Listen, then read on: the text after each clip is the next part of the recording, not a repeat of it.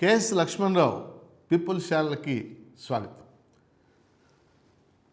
విశాఖపట్నంలో జూలై 11-12 తేదీల్లో జన విజ్ఞాన వేదిక రాష్ట్ర కమిటీ ఆధ్వర్యంలో ఎడ్యుకేషన్ అసెంబ్లీ జరుగుతుంది.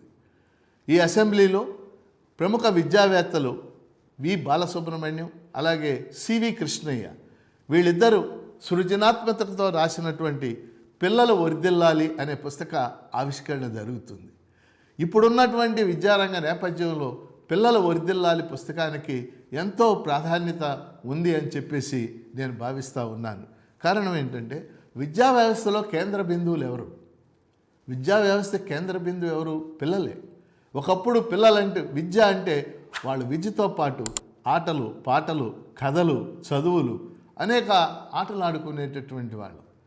నా చిన్నతనంలో నేను చదువుకున్నప్పుడు చదువు పెద్ద నాకు గుర్తులేదు, కానీ అప్పుడు ఆడుకున్నటువంటి ఆటలు మాత్రం గోళీలాట ఇవన్నీ కూడా గుర్తుండిపోయినటువంటి పరిస్థితి.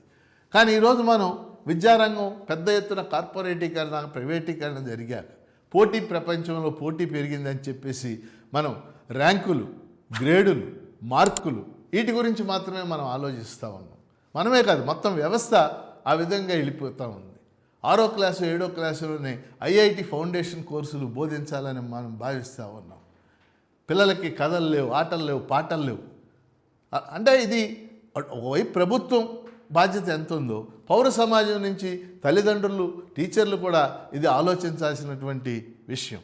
ఈ నేపథ్యంలో పిల్లల్ని ఉన్నత వ్యక్తిత్వం గల పౌరులుగా తీర్చిదిద్దటానికి కథలు ఏ విధంగా ఉపయోగపడతాయి, ఏ విధంగా వాళ్ళ పట్ల మనం ఏ వైఖరి అనుసరించాలి, ఏ విధంగా పిల్లల్ని మనం తీర్చిదిద్దాలి, ప్రధానంగా ఉపాధ్యాయులు ప్రత్యేకించి చదవాల్సినటువంటి పుస్తకం ఇది. కాబట్టి పిల్లలు వర్ధిల్లాలి అనేటటువంటి పుస్తకం రిలీజ్ అవుతుంది.